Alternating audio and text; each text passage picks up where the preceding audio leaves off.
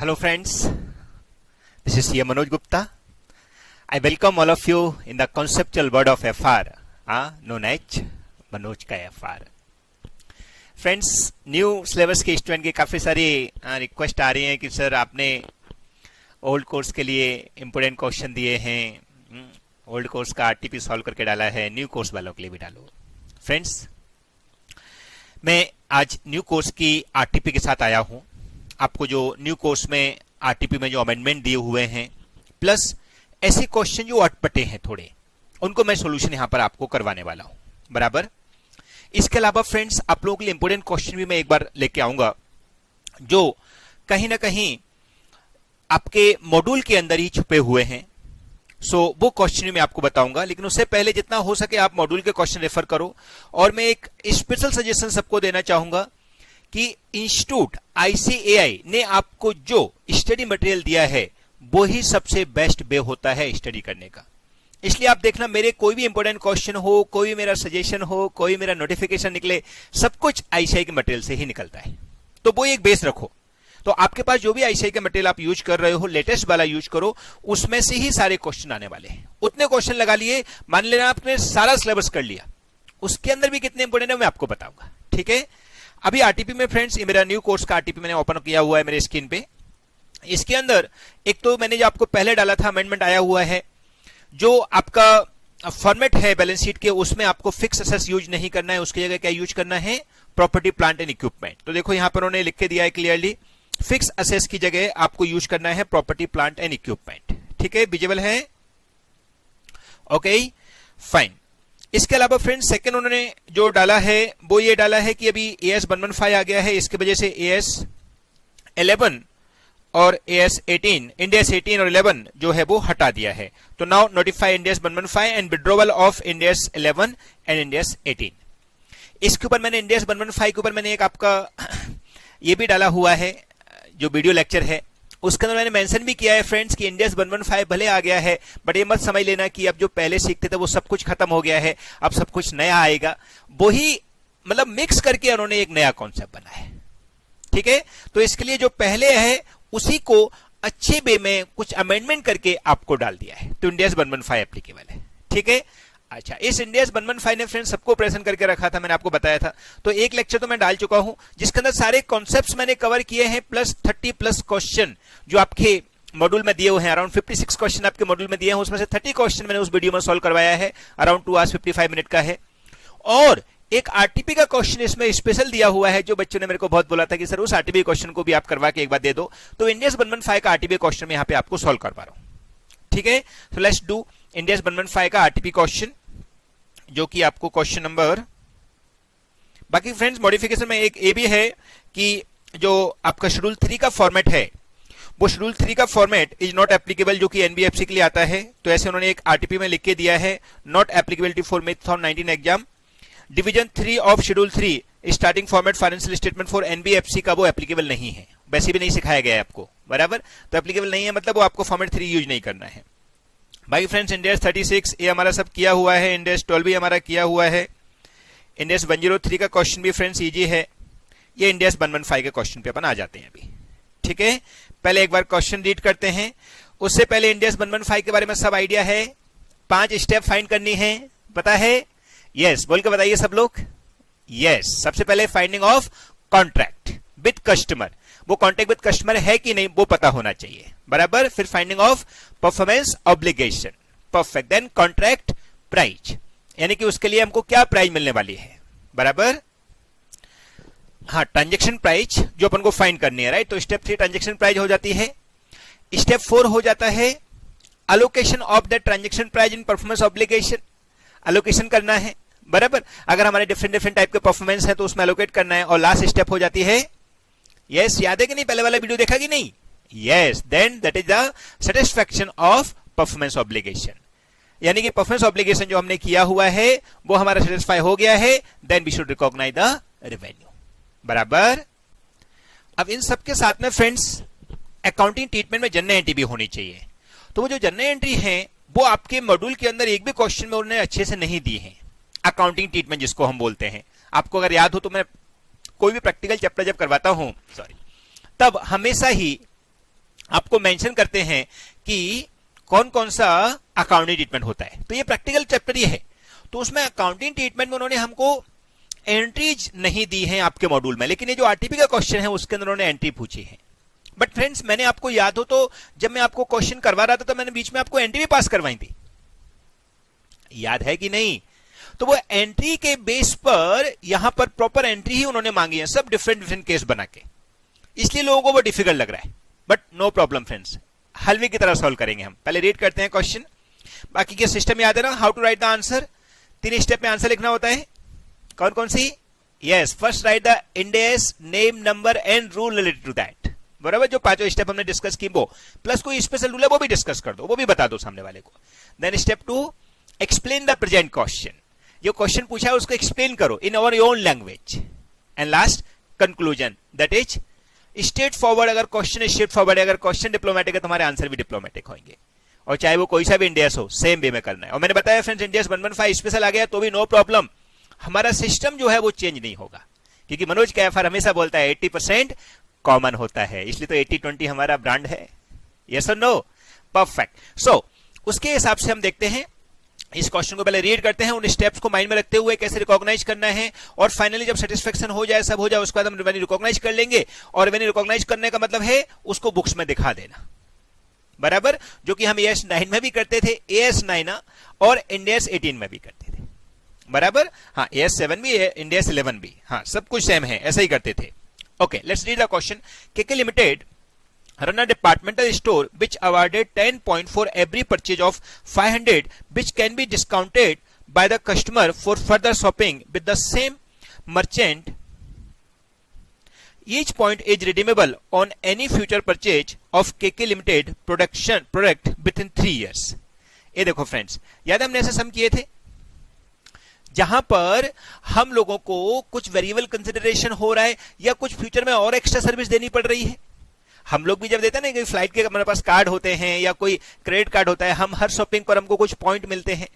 ऐसे ही उन्होंने यहां बोला है कि हम 500 रुपए का शॉपिंग करेंगे या खर्चा करेंगे तो हमको 10 पॉइंट मिलेंगे, और वो 10 पॉइंट को हम कभी भी फ्यूचर में रीपर्चेज करने के लिए यूज कर सकते हैं। वो वैलिडिटी है 3 ईयर की। तो प्रैक्टिकली ऐसा होता है कि नहीं? अरे ऑफकोर्स होता है। बहुत सारे कार्ड, जब किसी मॉल के कार्ड भी आपने लेकर रखे हैं, उसमें भी ये सिस्टम होता है।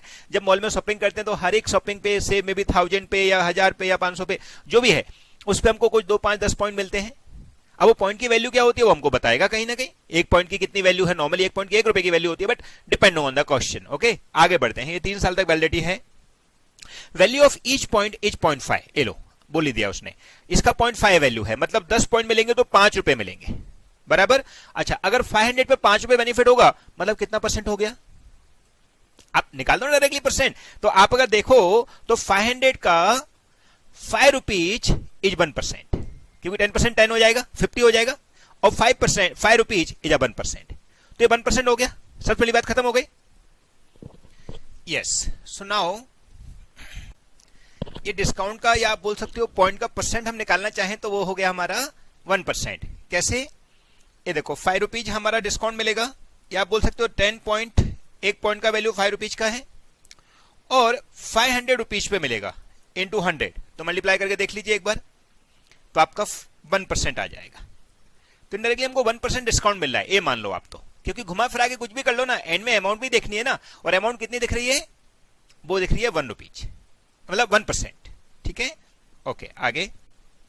During the accounting period 2017-18, okay, the entity awarded 1 crore point to various customer, of which 18 lakh point remain undiscounted to be redeemed till 31st March 2020।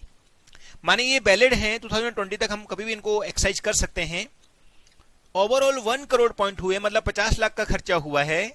1 crore मतलब 0.5 का एक हुआ ना, और उसमें से अभी तक 18 लाख लोगों ने एक्सरसाइज नहीं किया ऑप्शन। मतलब क्या होता है कि सारे लोग एक्सरसाइज कर ही लेते हैं, ऐसा लगता है, उसी साल में कर लेते हैं। ठीक है, अच्छी बात है। The management expect only 80% of the remaining will be discounted in future. ये देखो, अभी आगे के लिए उसने बता दिया कि जो बचे हुए 18 लाख पॉइंट हैं, ये देखो 18 लाख पॉइंट दिख रहे हैं जो, वो 18 लाख पॉइंट में से खाली 80% लोग ही एक्सरसाइज करेंगे, ऐसा उसने बता दिया। इसका मतलब क्या हुआ फ्रेंड्स, कि जितने भी पॉइंट हमने बनाए हैं वो पॉइंट 1 करोड़ में से 18 लाख जो बचे हुए हैं उसके 80% लोग एक्सरसाइज करेंगे, बट बाकी के जो 82 करोड़ थे, 1 करोड़ में से 18 करोड़ हटा दें, 18 लाख हटा दें, तो 82 लाख पूरे एक्सरसाइज कर लिए। माने ऐसा ट्रेंड नहीं है, जैसे आपको याद हो मैंने एक सम करवाया हुआ है आपके जो मॉड्यूल में दिया था, उसमें ट्रेंड था कि लोग कितने एक्सरसाइज करने जाएंगे। याद है आपको, 1000 रुपए का हमको नेक्स्ट शॉपिंग पे, नेक्स्ट 1000 की शॉपिंग पे हम लोगों को डिस्काउंट मिलता था 40%, उसमें से 10% तो हमने सबको दे दिया था 10 और 30% हमारे लिए स्पेशल मिलेगा। लेकिन उसमें से कितने लोग एक्सरसाइज करने आते हैं, तो अराउंड 80% लोग एक्सरसाइज करने आते हैं और उसमें भी 500 का एक्सरसाइज करते हैं, तो वो सबके लिए कॉमन था। बट यहां पे ऐसा नहीं बोला उसने, यहां पे क्या बोला है कि 1 करोड़ में से 82 लाख यानी 18 लाख को छोड़ के उन लोगों तो पूरा एक्सरसाइज कर लिया है इसी साल में, और जो बचे हुए हैं वो लोग हो सकता है कम करें। लेकिन ये ट्रेंड नहीं है, क्योंकि ट्रेंड मतलब क्या हो जाता है, सारे को कन्वर्ट करना पड़ेगा 80% में, लेकिन ये ट्रेंड नहीं है। ये खाली उन्हीं 18 लाख पॉइंट के लिए है जो 80% एक्सरसाइज करेंगे, बाकी के लोग फुल एक्सरसाइज करते हैं। माने हम यहां पर ट्रेंड नहीं बना सकते कि लोग एक्सरसाइज नहीं करेंगे, हम यहां पे मानना पड़ेगा कि एक्सरसाइज करते हैं, खाली 18 लाख पॉइंट को छोड़ के। समझ आया? क्योंकि यहां पर बहुत समझने की बहुत जरूरत है फ्रेंड्स, क्योंकि ये सब कुछ लॉजिकल बात करता है। ये बोलता है देखो, जो प्रैक्टिकली हमको लगता है कि फ्यूचर में लॉस हो सकता है, उसी लॉस को आपको यहां रिकॉर्ड करना है। आपको लगता है कुछ फ्यूचर में लॉस हो सकता है, उसी लॉस को यहां पे रिकॉर्ड करना है। आपको लगता है नहीं हो सकता तो रिकॉर्ड करने की जरूरत नहीं है। माने आपको अगर देखना है कि अक्रूवल कितना हो गया, तो अक्रूवल कितना मानना है, 18 लाख का 0.5 का मल्टीप्लाई कर दो तो 9 लाख, और 9 लाख का 80% ही अक्रूवल हुआ है इस साल का। तो अगर इस साल का हम टोटल एक्सपेंस देखने जाएं तो 1 करोड़ में से 2 हिस्से बनाने पड़ेंगे। एक जो एक्सरसाइज हो चुके हैं, बराबर ना, या रिडीम हो चुके हैं ऐसा बोल सकते हो, रिडीम डन, वो है हमारे 82 लाख, और टू बी रिडीम जो हैं वो हमारे हैं 18 लाख। और अमाउंट में देखने जाएं तो ये पॉइंट है, basically these are the points, और अमाउंट देखें तो इसका हाफ हो जाएगा, यानी कि 41 लाख रुपीज में हो जाएंगे, और ये 9 लाख हो जाएगा रुपीज में। ये तो पूरा एक्सरसाइज हो चुका है, that is done, expense recorded 100%। लेकिन इसका एक्सपेंस जो है वो खाली 80% ही रिकॉर्ड करना है, दैट इज 7.2 lakhs। समझा कि नहीं? क्योंकि देखो अभी सिंपल बात है, आपको रेवेन्यू रिकॉग्निशन हम जो करते थे पहले, उस टाइम ये सब सिस्टम नहीं आता था, लेकिन इंडिया 115 ने बोला नहीं मैं उनको भी कवर करूंगा, इसलिए तो इसने वर्ड यूज किया ना, revenue from contract with customer. तो ये जो सब पार्ट हो रहे हैं ये भी कॉन्ट्रैक्ट का पार्ट है कस्टमर के साथ में। उसने बोला था कि 10 पॉइंट तुमको मिलेंगे तो देना पड़ेगा ना। अब वो एक्सरसाइज करने नहीं आएगा तो अच्छी बात है, फिर नहीं देंगे, जबरदस्ती तोड़ देने जाएंगे उसको। तो आपको क्या समझना है कि यहां पर जो 1 करोड़ पूरे पॉइंट इकट्ठे हुए उनकी वैल्यू 50 लाख की है, क्योंकि एक पॉइंट का वैल्यू 0.5 का था। उसमें से कुछ एक्साइज हो चुके हैं, उनको हम लोग पीएल में चार्ज कर चुके होंगे ऑलरेडी, और जो चार्ज नहीं करने हैं, नहीं पीएल में चार्ज वो भी करने हैं क्योंकि अक्रूड हो चुके हैं, लेकिन हमको लगता है कि 80% लोग ही आएंगे तो हम खाली उतना ही एक्सपेंस रिकॉर्ड करेंगे। यानी कि टोटल एक्सपेंस जो हमारा हुआ वो हुआ 50 लाख का, बट टू बी रिकॉर्डेड, या आप बोल सकते हो हमको एक्सपेंस जो होगा एक्चुअल में वो कितना होगा, 41 लाख ए वाला प्लस 7.2 लाख ए वाला, यानी कि 48.2 लाख ही हमारा खर्चा होगा। कुछ समझ आया? यस। सो हमको यह समझना है कि एक्सपेंस हमारा कितना रिकॉर्ड होना चाहिए। जस्ट ऐसे ही मैं बता रहा हूं आपको, ये अभी क्वेश्चन खत्म नहीं हुआ है, क्वेश्चन तो आगे आने वाला है, लेकिन ये एक्सपेंस को देख के हमने कोई डिस्कशन किया है, समझा? तो फ्रेंड्स अगर हम भी परसेंट देखने जाएं कि कंपेयर टू टोटल खर्चे हमारे परसेंट कितने एक्चुअल एक्सपेंस में कन्वर्ट हो सकता है, तो हम बोल सकते हैं कि 48.2 खर्चा होता है, 50 लाख का खर्चा हुआ है इंटू 100, यानी कि परसेंट कितना एक्सपेंस होता है वो हम निकाल सकते हैं ओवरऑल के बेस पर। जैसे जो 18 लाख है उसके ऊपर ही खाली 80% एक्साइज होगा, लेकिन बाकी के सब पे तो आप 100% समझ सकते हो ना कि कितना परसेंट अमाउंट हुआ ओवरऑल। तो जो 20% है उसके ऊपर 80% है, या आप बोल सकते हो जो 18 लाख है, 20% भी नहीं है, 18 लाख तो कितना परसेंट होगा, 18% है, उसके ऊपर 80% एक्सपेंस रिकॉर्ड हुआ। लेकिन ओवरऑल के ऊपर देखा जाए तो हमको 50 लाख का खर्चा होना चाहिए, लेकिन 48.2 का खर्चा हुआ। यानी कि कितना परसेंट खर्चा हुआ? 48.2 डिवाइडेड बाय 50 इंटू 100, यानी कि 96.4% का खर्चा होता है। यानी 100 रिकॉर्ड होता है तो 96.4 ही खर्चा होता है एज पर दिस इंफॉर्मेशन, पहला पैरा की information. Is it clear? 100% perfect. आगे बढ़ते हैं। A company has approached your firm with the following queries and has asked you to suggest the accounting treatment journal entry। ये देखो specially मांगी है journal entry under the applicable Ind AS for these award point। Under the applicable end S, क्योंकि exam में लिखा हुआ नहीं आएगा। यहाँ तो हेडिंग लिखा हुआ है 115, बट ये हेडिंग एग्जाम में लिखी नहीं आती है, एग्जाम में एप्लीकेबल। तो एप्लीकेबल कौन सा होगा बताइए जल्दी से? यस, तो इंड एस 115। तो सबसे पहले हमको एच पर इंड एस 115 लिखना है। अंडरस्टूड? नाउ सबसे पहले, how should the recognition be done for the sale of goods worth 10 lakh on particular day. तो देखो फ्रेंड्स, आपको याद है मैंने बताया था, जब हम कोई डिस्काउंट ऑफर करते हैं जो बाद में देने वाले हैं, तो उसका भी इफेक्ट तो भी डालना पड़ेगा ना यार। तो आपको भी ये सोचना है कि 10 लाख का सेल किया, जो 10 लाख का सेल हुआ है, उस 10 लाख की सेल की अमाउंट कैसे शो करेंगे? उसमें से कोई डिस्काउंट भी जाएगा ना। अब कितना परसेंट डिस्काउंट जाएगा? तो हमने डिस्काउंट पहले निकाल लिया है 1%, बराबर की नहीं। लेकिन 1% में भी हमको आइडिया मिल रहा है कि खाली 96.4% ही खर्चा होता है। यानी कि 1% पहले एक्सपेंस रिकॉर्ड होगा, उसका 96.4% ही लोग एक्साइज करने आएंगे ओवरऑल में। क्योंकि उसने क्या किया, 18 लाख के ऊपर हमको रेट दिया। किसके ऊपर? 18 लाख के ऊपर। अब 18 लाख के ऊपर बोला 80% लोग नहीं रिकॉग्नाइज करेंगे, लेकिन जो बाकी के 82 लाख तो उन्होंने रिकॉग्नाइज कर लिया। तो हमको 18 लाख को बेस नहीं बना सकते, ओवरऑल को बेस बनाना पड़ेगा। तो ओवरऑल का परसेंट हमने देखा तो कितना मिला हमको? तो हमको मिला 96.4%। तो 1% खर्चा होता है, यानी कि 1% डिस्काउंट होता है, उसका भी 96.4% ही लोग एक्चुअल में एक्साइज करने आते हैं। अंडरस्टूड? तो फ्रेंड्स, हमने पहले भी ऐसा किया हुआ था। ये सेल तो सेल है हमारे 10 लाख की। अब उस पर डिस्काउंट कितना देना है? 1%। कितना हो जाएगा? 10,000, बराबर की नहीं? तो इनडायरेक्टली हमने 10 लाख की सेल नहीं की, इनडायरेक्टली हमने 10 लाख 10,000 की सेल कर दी, बराबर की नहीं? तो अब हम क्या करेंगे, टोटल सेल हो गई हमारी 10,10,000 की।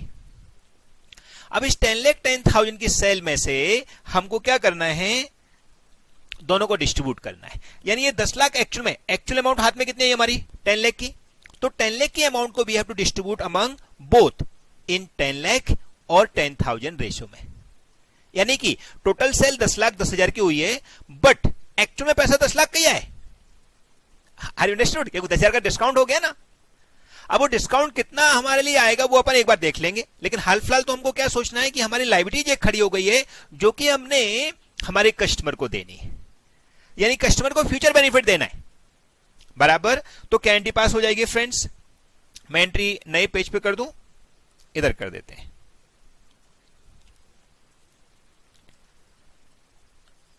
यहां मैं लिख देता हूं एक बार, always write in answer to question number. Top में लिखने का हमेशा फ्रेंड्स, जो भी है ये इंडियस 115 के हिसाब से है। क्वेश्चन नंबर तो उन्होंने साइड नहीं डाला है, ठीक है ना? डाला है कि क्वेश्चन नंबर देखो जरा, हाँ क्वेश्चन नंबर 4 है, तो आरटीपी क्वेश्चन 4 लिख देता हूं। आरटीपी क्वेश्चन नंबर 4, ठीक है, May 19। सबसे पहले फर्स्ट केस में एंट्री पास कर रहे हैं हम लोग, जनरल एंट्री लिख रहे हैं। अब सेल होगी तो बताइए पैसा आएगा कि जाएगा? नॉर्मल सेल का बताओ ना एंट्री, क्योंकि जो पहले से पता है फ्रेंड्स उसमें दिमाग नहीं लगाना है, वो तो आता है। अब खाली इतना सोचना है कि उसको अमाउंट कैसे लिखेंगे। नॉर्मल सेल की एंट्री क्या होती है? नॉर्मल सेल की एंट्री होती है bank account debit to sale, बराबर की नहीं? अब हमने डिस्काउंट भी दिया, लेकिन डिस्काउंट अभी नहीं दिया, डिस्काउंट बाद में एक्साइज करने आएगा वो। तो उसको क्या बोल सकते हैं? टू लायबिलिटी जनरेट हो गई हमारी फॉर लॉयल्टी ऑफ कस्टमर बोल सकते हो आप चाहो तो, या फॉर कस्टमर बोल सकते हो, सिंपल फॉर कस्टमर। ब्रैकेट में फ्यूचर डिस्काउंट भी लिख सकते हैं हम लोग, माने हम लोग बाद में डिस्काउंट देंगे इनडायरेक्टली, या अवार्ड पॉइंट है तो अवार्ड पॉइंट भी डाल सकते हो आप, लेकिन अमाउंट लिखनी है एंड में अपन को। और 1% कैसे आई समझी ना आपको, बराबर। तो बैंक में 10 लाख आया, लेकिन अब इस 10 लाख की अमाउंट को हम पूरा सेल में नहीं लिख सकते हैं, इसमें से कुछ डिस्काउंट में डालना पड़ेगा और कुछ सेल में डालना पड़ेगा। तो क्या करेंगे, इसको हम बांटेंगे 10 लाख रेस टू 10,000। 10,000 1% ऑफ 1 लाख 10 लाख होता है, राइट। ओके, अब वो जो ट्रेंड है फ्रेंड्स 96.4%, वो ट्रेंड वाला क्वेश्चन हमारा भी आगे आएगा। हाल फिलहाल हम नॉर्मल सेल कर रहे हैं, जिसमें कहीं नहीं लिखा था स्टार्टिंग में कि हमको ऐसा कुछ 80% लोग एक्सरसाइज करते हैं, हम तो पूरे लोग एक्सरसाइज करते हैं ऐसा मान के चल रहे थे, बराबर। तो हाल फिलहाल हमको क्या करना है, 10 लाख को डिस्ट्रीब्यूट करना है, और आगे जो ट्रीटमेंट आएगा वो हम यूज करेंगे, वो 96 या जो भी हमने परसेंट निकाला था उसका। तो बता दीजिए जरा कितना हो जाएगा, 10 lakh divided by 10 lakh 10,000 into 10 lakh, तो हो जाता है 9,90,000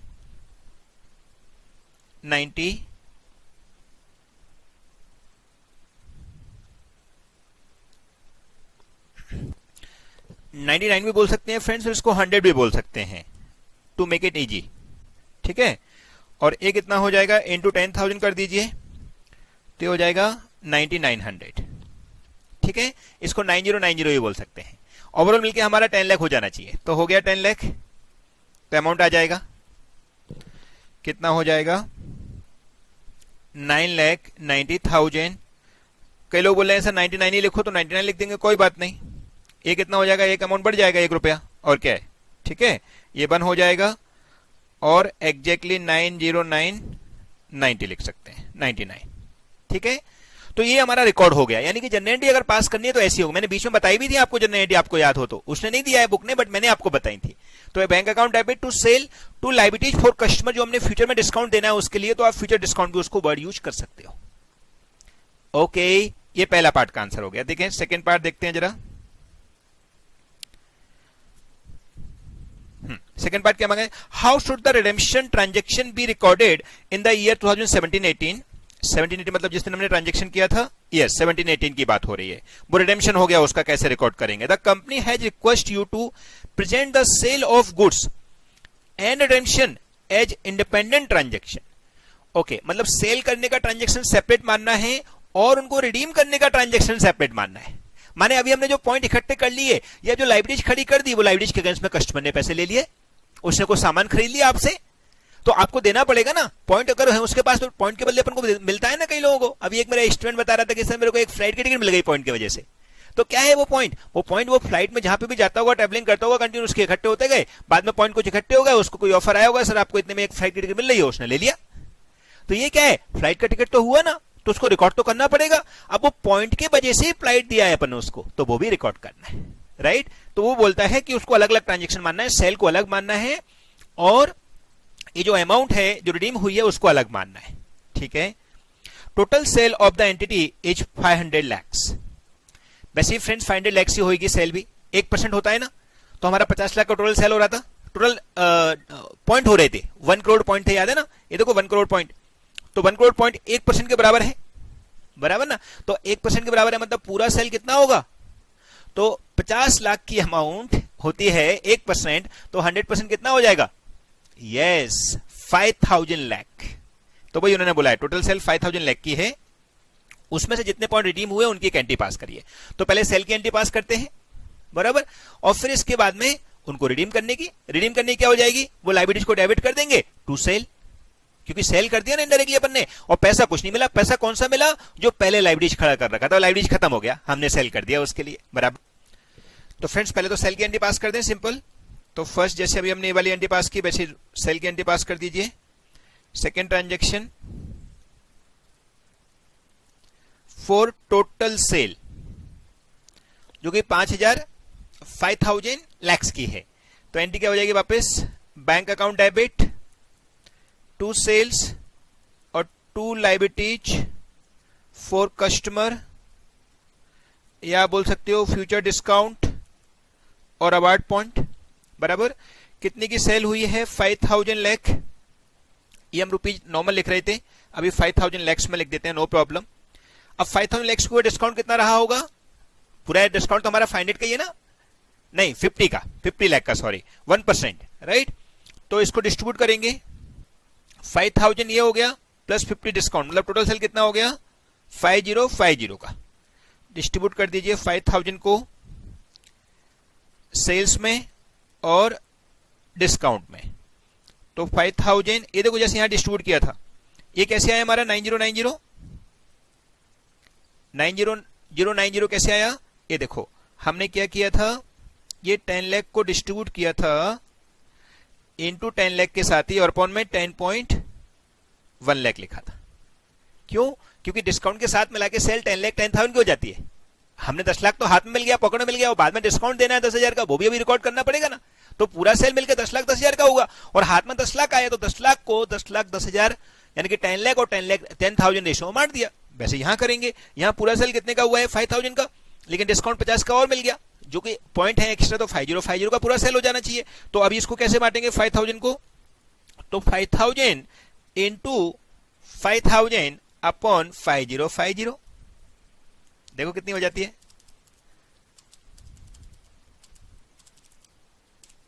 तो आता है 4950 बराबर, या 51 भी बोल सकते हैं फ्रेंड्स, 4950 लिखेंगे तो अभी चलेगा। और ये हो जाएगा कितना 50 लाख, तो 50 कितना हो जाएगा, तो इंटू 50 तो हो जाता है 49.50 राइट। तो लिख दीजिए सेल में आ जाएगा 4950 और ये हो जाएगा 49.50, रुपीज इन लैक्स लिख दिया, नो प्रॉब्लम। समझा? ये तो क्या हो गया नॉर्मल सेल की एंट्री। जैसे अभी ऊपर पास कितना सेम की सेम, यहां पे हमने सेल किया 10 लाख का मान के, यहां पे सेल किया 5000 लैक्स मान के, ठीक है ओके। अभी आगे, तो अब फ्रेंड्स रिडीम करने की एंट्री क्या होनी चाहिए, जो लाइब्रेरी हमने खड़ी की है उसको खत्म कर देंगे, तो बी के अंदर ही second entry for redemption of points. So जो भी लाइब्रेरी हमने अकाउंट की खड़ी की थी, लाइब्रेरीज फॉर कस्टमर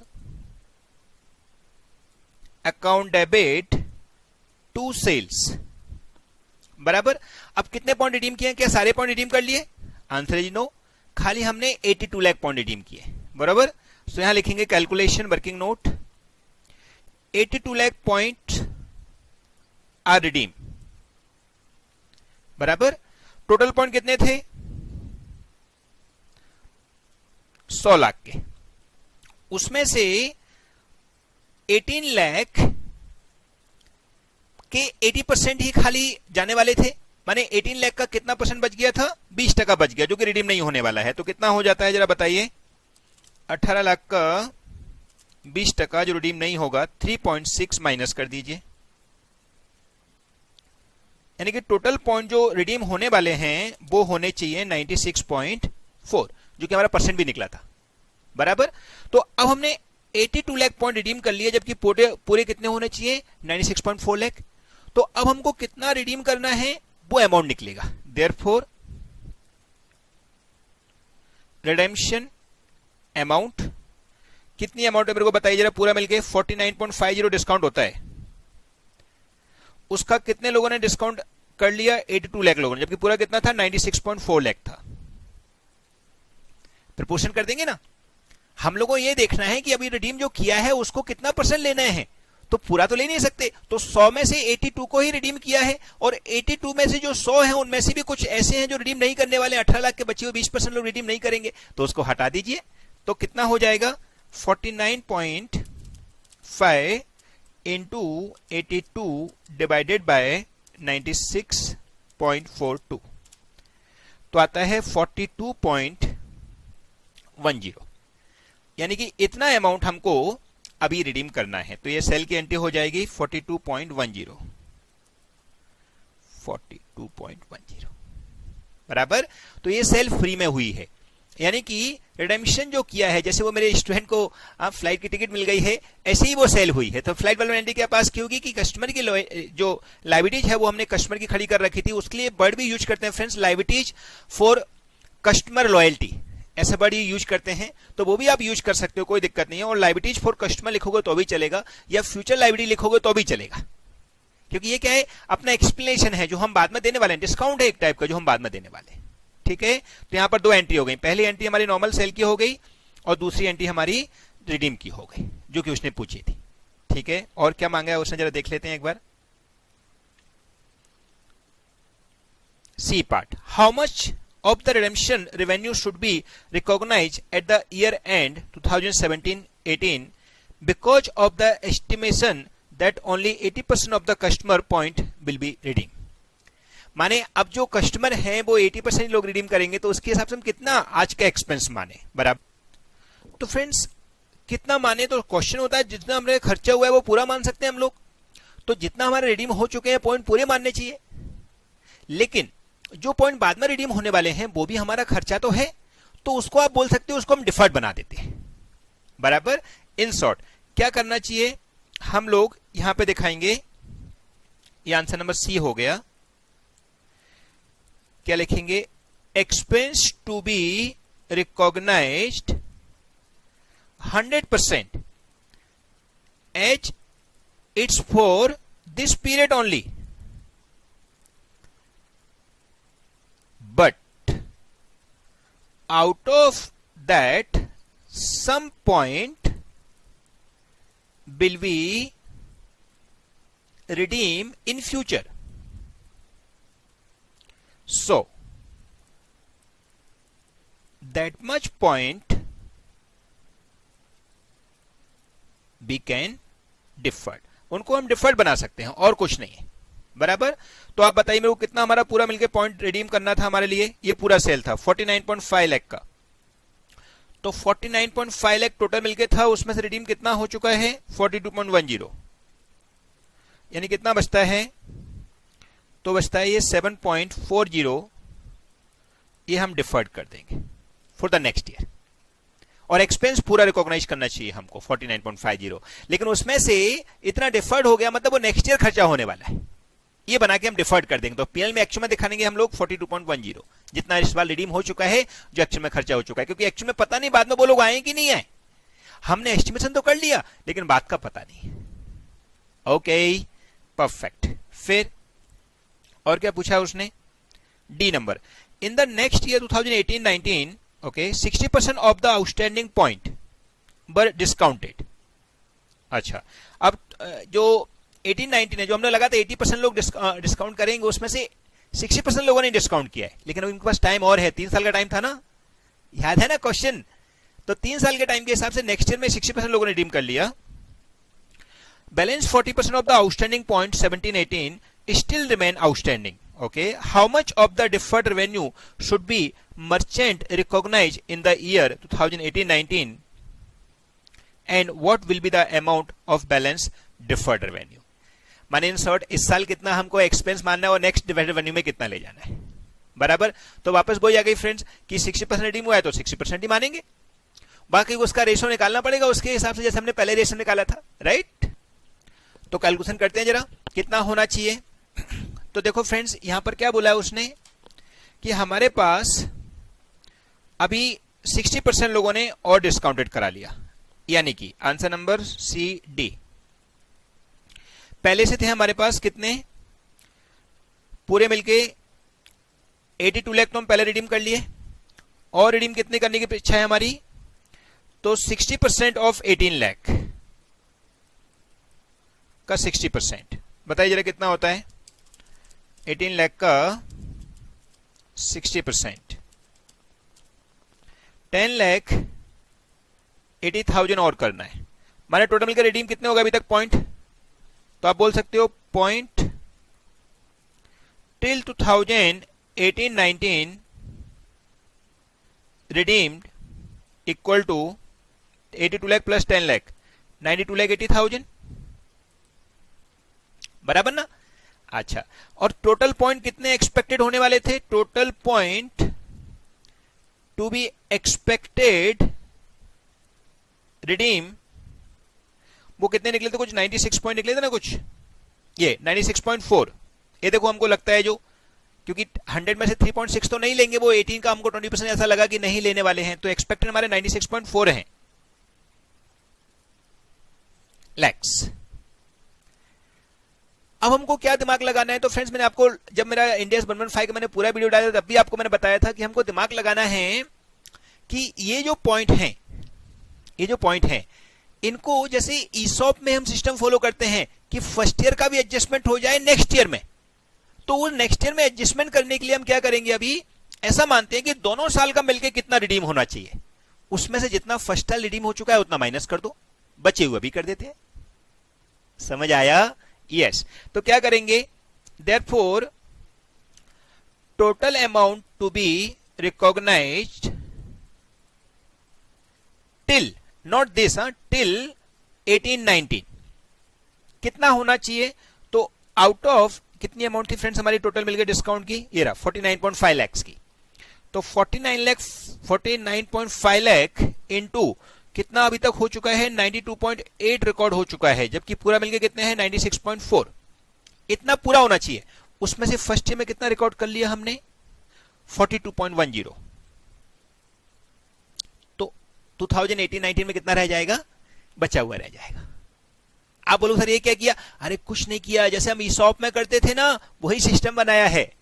ईसॉप में क्या करते थे हम, जब वेस्टिंग पीरियड देता है तो क्या करते हैं, फर्स्ट ईयर में पूरा रिकॉर्ड करते हैं 1/3 करके, सपोज 3 साल का वेस्टिंग पीरियड है तो सेकेंड ईयर में 2/3 माइनस फर्स्ट ईयर। याद आया? हाँ, अगर आपने ईसॉप मेरे सिस्टम से किया है, शेयर बेस्ड पेमेंट इंडियस 102, तो आपको आएगा बराबर। तो वो कैसा है, वो ही सिस्टम हमने यहां लगा दिया कि हमने अभी फर्स्ट ईयर में जितना कर लिया उसको सेकेंड ईयर के टाइम पर पूरा मिलके इकट्ठा ले लो और उसमें से फर्स्ट ईयर का माइनस कर दो, तो इस साल का आ जाएगा कितना रिकॉर्ड करना चाहिए। ठीक है, तो कितना आता है देखें जरा, 49.5। और फ्रेंड्स रुपीज लैक्स ले रहा हूं तो नो प्रॉब्लम, उसमें चलता है, आपको कोई एग्जैक्टली फिगर नहीं देखनी है। इंटू 92.8 डिवाइडेड बाय 96.4 तो होता है ये 47.65, उसमें से 42.10 माइनस कर दीजिए, लेस 42.10, तो 5.55 अभी रिकॉर्ड होना चाहिए हमारे, बराबर है। तो वो रिडीम कर लिए तो वापस हमारी 70 पास हो जाएगी। तो एंटी फ्रेंड्स क्या हो जाएगी, ये मैं प्रॉपर वर्ड यूज कर लेता हूं, liabilities under customer royalty program account debit. क्या लिखा है, liabilities under customer royalty program, जैसा इंस्टीट्यूट फॉलो करना चाहता है वैसा नाम। अदरवाइज हम नाम क्या यूज कर सकते हैं, liabilities for customer for future discount, बरोबर है, वो लिख देते हैं। अकाउंट डेबिट टू सेल कितनी हो जाएगी, 5.55 लैक्स। अब आप ये देखो कि पहले कितना था, पूरा मिलकर मैं डिफर्ड कितना किया था बताइए जरा, ये डिफर्ड किया था 7.40, देयरफॉर बैलेंस डिफर्ड कितना हो जाएगा 7.40 में से 5.55 इस साल का खर्चा मान लिया हमने, या इस साल का रेवेन्यू मान लिया, ऐसा मान लो। रेवेन्यू मतलब वो एक्चुअल में सेल हो गया, लेकिन सेल हमारा पुराना डिस्काउंट रिवर्स हो गया है, पैसा नहीं आया है। ठीक है, तो कितना बचा, 7.40 माइनस कर दो इसमें से। तो अगर आगे से हमसे पूछे तो इस बार के लिए हमारे पास डिफर्ड बच गया 1.85, ये डिफर्ड बच गया हमारे पास। हाँ, लैक्स में है सब फिगर। ओके, चलो और क्या मांगा है उसने, लास्ट क्वेश्चन और मांगा है शायद, ये तो हो गया। 18-19 में हम कितना करेंगे, इतना रिकॉर्ड करेंगे 5.55 रेवेन्यू, बराबर। अब बच्चा हुआ डिफर्ड हो गया। Next E, how much revenue will be merchant recognise in the year 1920। Next year आ गए अभी अपन, 3 साल का पीरियड था ना, 3 साल तक वैलिड थे। Okay, if 3 lakh point are redeem in the year 2019-20। ये लो क्लियर ही बता दिया, मतलब पॉइंट कितना रिडीम हुई अभी हमको पता चल गया। पहले एक्सपेक्टेशन चल रहा था कि पता नहीं रिडीम होंगे कि नहीं होंगे, अभी क्लियर आ गया। तो क्लियर क्या आ गया कि हमने कितने पॉइंट रिडीम हुए हैं, क्योंकि हम मना तो नहीं कर सकते, हमने तो एक्सपेक्टेशन देखा था कि कस्टमर इतना करेगा, बट वी कांट से कि तू रिडीम नहीं कर सकता है। हमने लगा कि बचे हुए जो हैं 18 लाख उनका 80% ये लोग रिकवर करेंगे रिडीम, लेकिन हमको क्या पता कितना कर ले। अब कितने हो गए तो हमको बता दिया, इसमें 60% हो गए यूज, नेक्स्ट ईयर में आए तो 3 लाख हो गए, तो वापस से वही करते हैं क्या कि कितना मिलके होता है 3 लाख के लिए, तो 3 लाख के लिए टोटल मिला के वापस देखो कितना होता है। Are you understood? और बचे हुए को हम लेफ्ट भी कर सकते हैं, बराबर। यानी कि हमको ये देखना है कि अभी तक कितना यूटिलाइजेशन हो चुका है थर्ड ईयर में जाके, जैसे 3 साल का वेस्टिंग पीरियड होता था ईसॉप या शेयर बेस्ड पेमेंट के अंदर, वैसे ही हमारे यहाँ 3 साल का उनका लाइफ है। जो पॉइंट हमने दिए हैं उन पॉइंट को कितना रिडीम करते जा रहे हैं उतना हम रिकॉग्नाइज करते जा रहे हैं हमारा रेवेन्यू। क्यों? क्योंकि जब तक रिडीम नहीं करेंगे, जब तक हमको पता नहीं चलेगा हमारा खर्चा हो चुका है। Are you understood? परफेक्ट। तो फ्रेंड्स कैलकुलेशन कर दीजिए एक बार, जैसा हमने अभी किया वैसे के वैसे दोबारा कर देते हैं। ये हमारा आ गया ABCDE। अभी टोटल एक्सपेंस या पॉइंट, रेवेन्यू बोलना चाहिए, एक्चुअली एक्सपेंस नहीं बोलना चाहिए, पॉइंट टू बी रिडीम या to redeem, not be redeem. Okay, कितने रिडीम हो चुके हैं? यहां पे रिडीम हो चुके थे हमारे 92.80 सेकेंड ईयर तक, राइट ना। अब 3 लाख और होने वाले हैं तो 95.80 हो गए। सारा मिल के खर्चा कितने का था हमारा? 49.50। तो 49.50 का अभी 95.8 रिडीम हो चुका है, जबकि रिडीम होने वाले एक्सपेक्टेशन कितने थे हमारे? 96.4 था, बराबर। ओके, अब इनटू ये करके हमको पता चलेगा, और फर्स्ट 2 ईयर के हम माइनस कर देते हैं। फर्स्ट 2 ईयर के कितने हुए? 42.1 फर्स्ट ईयर में था, और सेकेंड ईयर में कितना था? 5.55, बराबर। तो अब कितना आता है? 49.5 into 95.8 divided by 96.4, 49.19 minus 42.10 minus 5.55 कितना होता है? माइनस 42.10 माइनस 5.55, सो 1.54 हमको अभी रिडीम करना चाहिए। एंड बैलेंस कितने थे हमारे? डिफर्ड कितना बना रखा था उन्होंने? 1.85 बना रखा था। इसमें से 1.54 गया, यानी कि कितना बचेगा? 1.85, तो 0.31 ये हमारी क्या होनी चाहिए? कैंसल्ड हो जाने चाहिए। जैसे हम शेयर बेस्ड पेमेंट में उतने शेयर को कैंसिल कर देते थे, बराबर। लेकिन फ्रेंड्स यहां पे एक छोटा सा इंडियाज 115 का आप बोल सकते हो कंट्रोवर्सी है, या आप बोल सकते हो इंस्टीट्यूट ने रॉन्ग किया हुआ है। इंस्टीट्यूट क्या बोलता है कि लास्ट में जब आता है तो आप पूरा जो बचा हुआ है उसको ही रिकॉग्नाइज कर लो, 1.85। जबकि फ्रेंड्स ये गलत है। हम लोगों को रिकॉग्नाइज उतना ही करना चाहिए जितना हमारा अभी रिडीम हुआ है, दैट इज 1.54। और बचा हुआ या तो वो लाइब्रेरीज हमारा एक्सपायर हो चुका है तो उसको इनकम दिखा दो, आप लाइब्रेरीज को रिवर्स कर दो, सेल मत मानो उसको, क्योंकि हमने दिया तो है नहीं ना उनको डिस्काउंट। जब आए नहीं लोगों को तो डिस्काउंट कैसे दे देंगे अपने मन से? या फिर आप क्या करो, उनको लैप्स करके रिजर्व में ट्रांसफर कर दो। तो हमको रिजर्व में ट्रांसफर करना चाहिए, जबकि फ्रेंड्स आपके मॉड्यूल ने ऐसा नहीं किया हुआ है, जबकि इंडिया 115 में कंट्रोवर्सी है, दोनों ही कर सकते हैं। ठीक है, तो हम करेक्ट ट्रीटमेंट करेंगे। करेक्ट क्या होना चाहिए?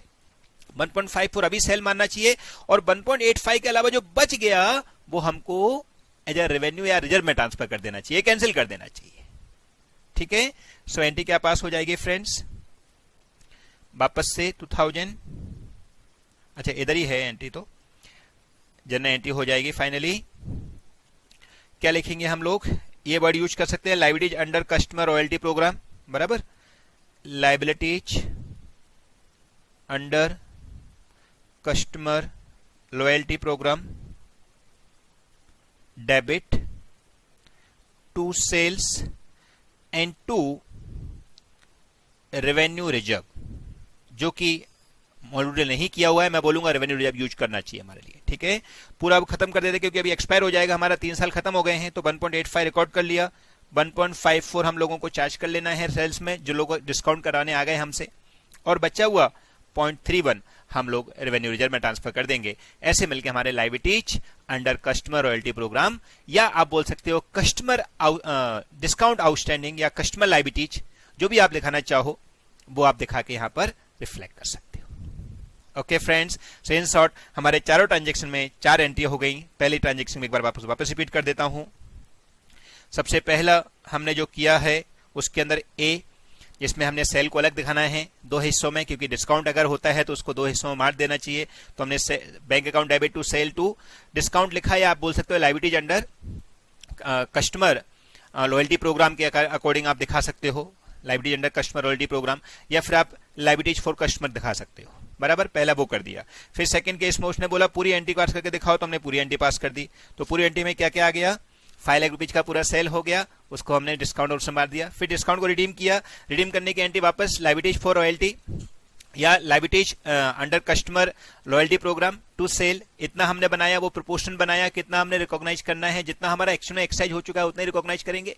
सेम एज ईसॉप या शेयर बेस्ड पेमेंट, बराबर, उसकी तरह कैलकुलेशन करके वो कर दिया। फिर सी में उसने बोला है कि नेक्स्ट ईयर जाके कितने पॉइंट रिडीम होगा, तो 60% रिडीम हो गए, तो वापस हमने वो दिमाग लगाया कि फर्स्ट ईयर में जितने हो चुके हैं और सेकंड ईयर में दोनों मिलाई कितने होने चाहिए, उसमें से फर्स्ट ईयर के माइनस कर दो, जैसा हम शेयर बेस्ड पेमेंट में करते थे, उसके हिसाब से ए माइनस कर दिया, तो ए आ गया। फिर थर्ड ईयर में उसने वापस बताया कि 3 लाख की एक्साइज हुए पॉइंट, तो इसका मतलब बच्चों हमको लैप्स करने चाहिए, जो कि आपके मॉड्यूल ने या आरटीपी ने नहीं किया हुआ है, हमने लैप्स किया, तो इसके हिसाब से हमने लैप्स कर दिया लास्ट में जाके, और हमारी एंट्री हो गई। जो हमने फाइनली एंट्री पास करनी थी वो है liabilities under royalty program account debit to sales और टू रेवेन्यू रिजर्व। जो बचा था वो हमने रेवेन्यू रिजर्व में ट्रांसफर कर दिया, हमारा वापस ले लिया, पैसा खर्चा नहीं हुआ हमारा। Okay, perfect. तो फ्रेंड्स ये सम है, इसका सोल्यूशन भी आपके इसमें दिया हुआ है, वो आप खुद रेफर कर सकते हो, इधर लास्ट में जाकर सोल्यूशन भी दिया हुआ है। बाकी का सिस्टम यही है जो हमने किया है। एंड हर चीज का लॉजिकल समझो फ्रेंड्स। जैसे मैंने बताया आपको मॉड्यूल में एक भी क्वेश्चन प्रैक्टिकल नहीं दिया था, लेकिन बच्चों ने मेरे से बहुत पूछा कि सर आप आरटीपी का एटलीस्ट क्वेश्चन 115 तो हमको बता दीजिए सॉल्व करके, तो मैंने आपके सामने दे दिया। बराबर। इसके अलावा फ्रेंड्स अगर कोई क्वेश्चन आपको आरटीपी का जो लगता है आपको डिफिकल्ट लग रहा है, क्योंकि सारा आरटीपी में एक्ट में सॉल्व करके आपको एक अपने जो नॉर्मल मेरा व्हाट्सएप चैनल या टेलीग्राम चैनल है वहां पे मैं डाल दूंगा, और मैंने बहुत सारे वीडियो डाल के भी रखे हैं फ्रेंड्स। तो आप मेरे को एक अपने जो भी कमेंट है उसमें मेंशन कर दीजिए, आपको कोई क्वेश्चन डिफिकल्ट लग रहा है कि सर इस क्वेश्चन का सोल्यूशन और वीडियो बना दीजिए, तो मैं वो भी बना दूंगा। ठीक है फ्रेंड्स, बट एक ही ऑब्जेक्टिव है कि न्यू कोर्स हो चाहे ओल्ड कोर्स हो, एफआर मनोज का एफआर शुड रॉक। आपको 80+ मार्क्स लाने बाय हुक और by cook. Okay friends, and definitely आप लाओगे। माइंड को पॉजिटिव रखो, एकदम दिल खुल के पढ़ाई करो। स्टडी करने का मतलब ये नहीं है कि हम कोई बर्डन जैसा काम कर रहे हैं, एकदम प्रॉपर वे में स्टडी करनी है फ्रेंड्स, खुश होकर करनी है, रेगुलर रूटीन रखना है, खाने पीने का, घूमने जाने का, वॉक करना है, एक्सरसाइज करना है, वो सब नॉर्मल रूटीन रखो। और माइंड को जितना खुश रखोगे उतना अच्छा एग्जाम जाएगा फ्रेंड्स, क्योंकि मनोज का एफआर हमेशा बोलता है लाइफ में कभी भी टेंशन नहीं लेना है, और हर चीज सिंपल है उसको सिंपल लो, हवा मत बनाओ। कई लोग थोड़ा सा कुछ ऐसा हो जाए, ये हो गया वो हो गया, नो फ्रेंड्स, हमको फोकस उसी पे करना है जो हमको आता है, और वो चीज ऐसे वे में लर्न करनी है कि हमको पुराना किया हुआ भी काम आए, और 80% कॉमन बनाना है, वो नहीं भूलना है, नहीं तो फिर हमारा सिलेबस बहुत बड़ा हो जाता है। ओके फ्रेंड्स, सो जितने भी स्टूडेंट हैं आपको कोई अच्छा लगा हो वीडियो जो भी हो फ्रेंड्स कमेंट करना और लाइक करना। इसके अलावा लोगों ने सब्सक्राइब नहीं किया हो वो सब्सक्राइब भी करना, क्योंकि जो भी चीज मेरे को लगती है फ्रेंड्स, मेरे को मार्केटिंग नहीं करनी है, लेकिन मेरे को जो बच्चों को जरूरत है वो पक्का डालना है। तो जहां आपको मेरे को लगता है फ्रेंड, जो भी चीज आपको इंपोर्टेंट लगे या जो भी चीज आपको लगे सर इसका भी कुछ बना दीजिए, तो आप कमेंट में डालिए, मैं उसको नेक्स्ट 2-3 डेज में और इंक्लूड कर लूंगा। Okay friends, thank you very much, all the best, bye bye.